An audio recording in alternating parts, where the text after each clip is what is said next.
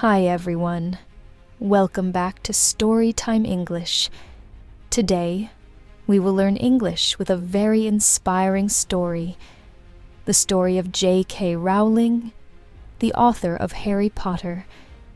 You'll practice vocabulary, reading, speaking, and listening. Let's get started. From rock bottom to magic, the inspiring story of J.K. Rowling. Have you ever felt like life had taken everything from you?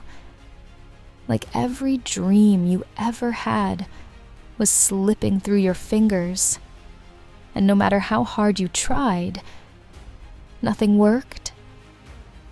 That's how Joanne Rowling felt. But what she didn't know was this. Sometimes, when you have nothing left to lose, you find the courage to create magic. The fall before the rise. The small apartment was freezing.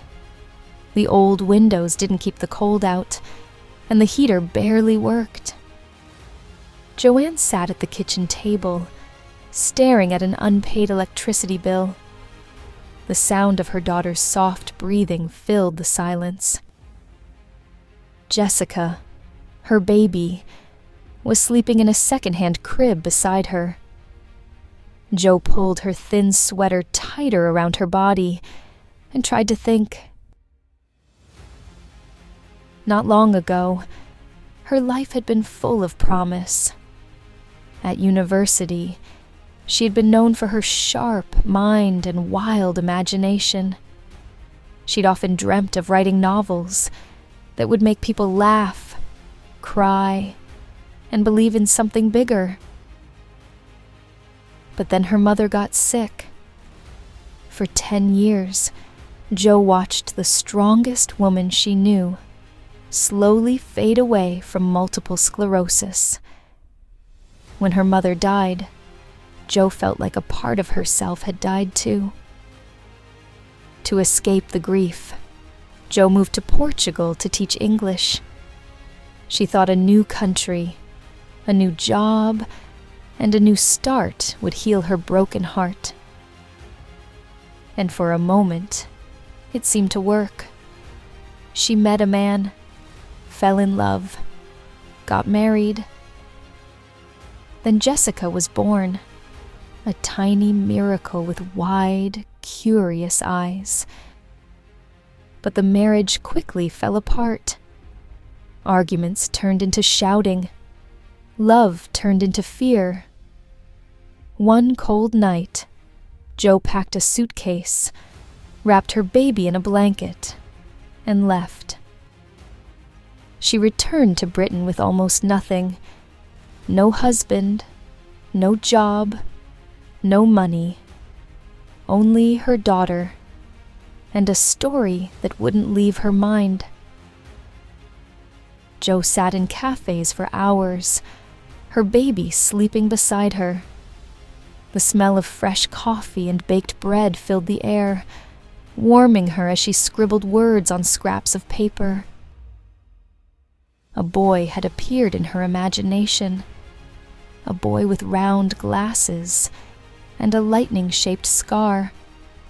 A boy who didn't know he was a wizard. Every time she wrote about him, Jo forgot her troubles for a moment. Writing became her escape, her therapy, her way of surviving. She didn't write to become famous. She wrote because the story was alive inside her, and if she didn't let it out, she felt she might break completely.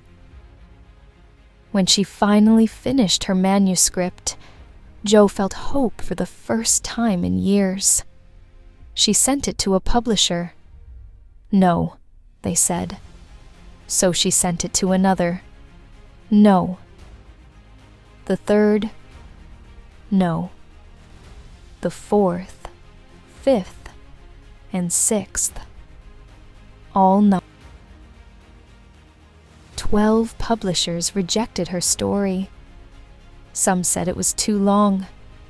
Others said children wouldn't want to read about wizards and magic.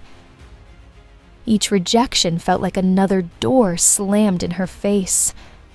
But Jo had already lost so much. What was one more no? She refused to give up. At last, a small publisher, Bloomsbury, agreed to publish her book, but they didn't promise much. Just 500 copies, a small print run. They even warned her, don't expect to make money from children's books. But Jo didn't care. She didn't write for money. She wrote because she couldn't stop. The book was released. Slowly, children began reading it. Then parents. Then teachers. And something amazing happened. Word spread like wildfire. Harry Potter became more than a book. It became a movement. It gave children and adults alike a place to believe in magic again. Jo went from living on welfare to becoming one of the most successful authors in history. But she never forgot those days in the cafe. The cold, the hunger, the silence. Harry Potter didn't just become a book. It became a global phenomenon that inspired millions across generations and countries. But the real magic, it wasn't in wands, spells, or castles. It was in her persistence, in her quiet decision to keep writing, even when the world told her no. Because sometimes, when life has taken everything from you, you finally discover what you're truly capable of. Because rock bottom isn't the end. It's the solid ground where you can build again. If Jo hadn't kept going, if she had listened to the doubts, the rejections, the fear, the boy with glasses would have stayed on that train, lost forever. But she didn't stop. And because of that choice, millions of people found comfort, courage, and magic in her words. What if your story isn't over yet? What if your hardest days are leading you to something extraordinary? Don't give up.